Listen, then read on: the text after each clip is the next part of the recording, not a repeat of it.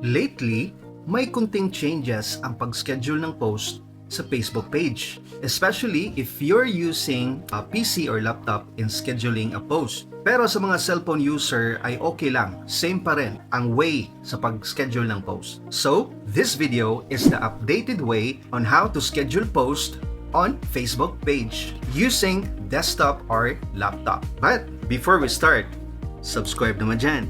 Thank you. Alright, let's start after this intro.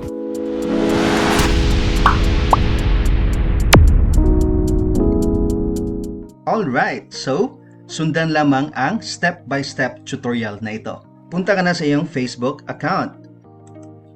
And once you're here, so direct ka na sa iyong page kung saan gusto mo mag-schedule ng post. Okay, so select the page.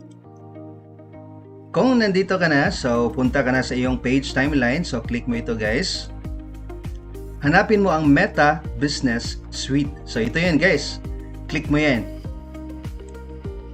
We're ready now to schedule a post. So i-click lamang itong Create Post. Okay, so nandito na tayo guys. Ang next mong gagawin is add ka ng photo or depende sa'yo or pwede ka mag-add ng video. For this tutorial is add tayo ng photo. Then tap mo ito, upload from desktop. So for example, this one. Okay, so once na upload mo na yung photo, okay, so pwede ka na maglagay ng caption. For example, ito yung caption natin. Ayan, sa pag-schedule ng post guys, is pwede ka maglagay ng anong feeling or activity, mga emoji. So ipapakita natin para at least may idea kayo, no? Okay, after that, click save. Pwede mo rin lagyan ng location for may specific location ka. For example, may product kang pinupost or services or may shop ka, no? So pwede mo lagyan ng location guys. For example, taga-Iligan ako guys. And so save. And then dito naman guys sa get messages, if gusto mo yung post mo is may messages o send message dito sa ibaba. Okay, so ngayon kung tapos ka nang maglagay ng caption, pwede natin itong i-schedule. So kaya sinabi ko kanina guys na may kunting changes siya. Kasi before, makikita natin agad yung word na schedule. Dito guys, yung schedule. Pero ngayon is finish later na nakalagay. Just in case na malito kayo kung anong i-click nyo para ma-schedule nyo guys. Kasi hindi naman pwedeng ito. So, ang gagawin natin ngayon para ma-schedule natin ang itong post na to, ang i-click mo is itong dito sa scheduling options guys. Nandito yung set date and time. So, swipe to the right guys para maka-schedule na tayo. Swipe to the right. Kasi naka-off to. Sa next schedule mo, naka-off pa rin ito. So, kailangan mong i-on para maka-schedule ka na ng post. Ayan, so click mo. Ayan, so nandito na yung schedule.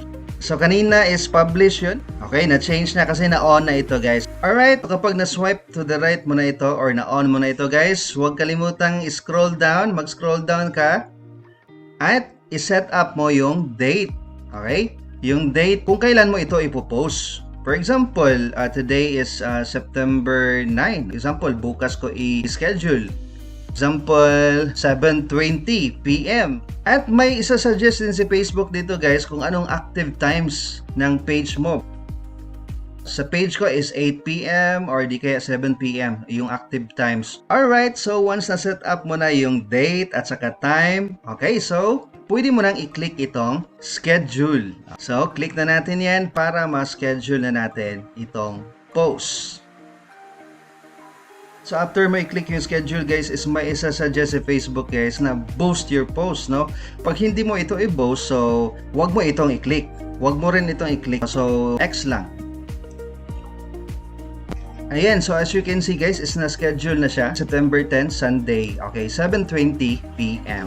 Alright, so kung gusto mo i-double check guys kung na-schedule na ba talaga yung post mo, click mo to guys. Pindutin mo naman itong Meta Business Suite. So ngayon, pindutin mo naman itong content. Click mo itong scheduled. Ayan, so ito yung pinost natin kanina guys, di ba? September 10, 7:20 PM. So ito yun, na-schedule na. So successful ang ating pag-schedule ng post. So makakasave ka talaga ng time. Ayan, so kahit busy ka next week, so pwede ka na mag-schedule ahead of time, no?